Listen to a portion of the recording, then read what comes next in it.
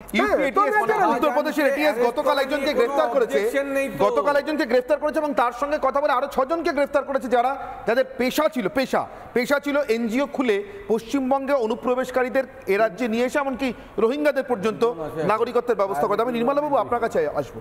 আপনি কতগুলো ভয়ঙ্কর কথা লিখেছেন আপনার সর্বশেষ লেখায়, আপনি যে পত্রিকার জন্য লেখেন, আপনার কথাগুলো ভয়ঙ্কর। আপনি লিখেছেন তৃণমূলের ভিতরে নাকি সিদ্ধান্ত হয়েছে যে তারা এলাকা ভিত্তিক প্রতিরোধ কমিটি তৈরি করবেন ইডি সিবিআই গেলে আটকানোর জন্য।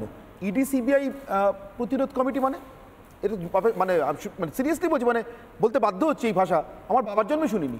দেখুন, আমি আপনাকে বলি যে এই যে আমি যে কথাটা লিখেছি এটা তৃণমূলের অন্দরের ভেতর থেকে আমি শুনেছি। এই নির্দেশগুলো সাধারণত কি হয়, কখনো লিখিত তো যায় না, অলিখিত নির্দেশ যায়। এবং নির্দেশটা কি যে আমার ওই লেখার মধ্যে আছে, আপনি পড়েওছেন, আর বিস্তারিত বলার দরকার নেই। আসলে যে না একটু মানুষকে বলুন, সবাই তো পড়ে না, সেটা হচ্ছে যে লোকসভা পর্যন্ত অন্তত যে কোনো প্রকারে হোক ইডি এবং সিবিআই তদন্তটাকে তারা ডিরেল করে দেবে, মানে চলতে দেবে না, আটকাবে যে কোনো প্রকারে হোক।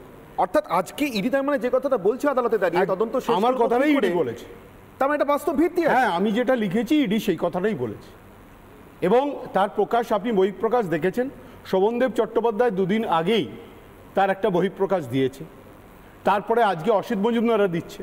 তার মানে বুঝতে পারছেন তো জিনিসটা একটা মেসেজ চলে গেছে।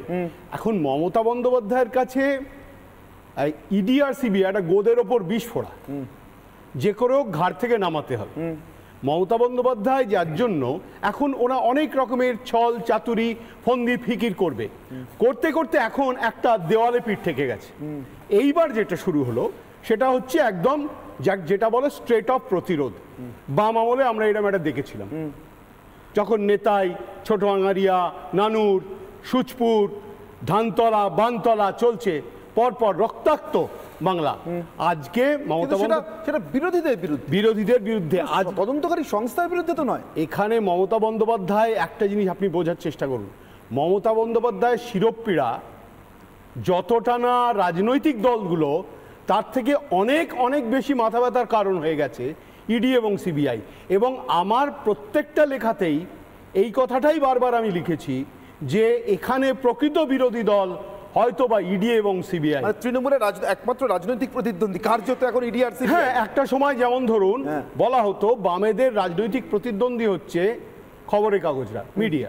তখন তো প্রিন্ট মিডিয়া ছিল, আমি সেরকম একটি বড় মিডিয়াতে কাজ করতাম, এবং যা কিছু লেখা হতো প্রথমে গিয়েই মুখ্যমন্ত্রী প্রথমেই বলতে 4টে কাগজ বলে নাম বলে দিতেন, বলে এরা আমাদের বিরুদ্ধে লিখছে, এরা বুর্জোয়া, এরা যাই হোক যা বলার উনি বলতেন, কিন্তু ওগুলো পুরনো কথা। কিন্তু মমতা বন্দ্যোপাধ্যায় শিরোপীড়া আজকে ধরুন শাহজাহান শেখ, এর জন্ম হচ্ছে সিপিএম, তারপরে 2013-তে মমতার কাছে এলো এবং আস্তে আস্তে বাড়তে দিতে আরম্ভ করলো।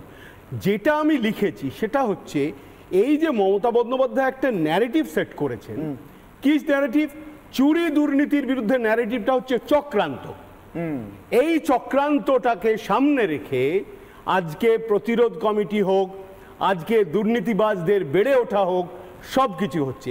এই ভাষাটা মমতা ওদের মুখে জুগিয়ে দিলেন, এর থেকে আর সহজ ভাষা কিছু হয় না। চক্রান্ত হলে চক্রান্ত প্রতিরোধ করার জন্য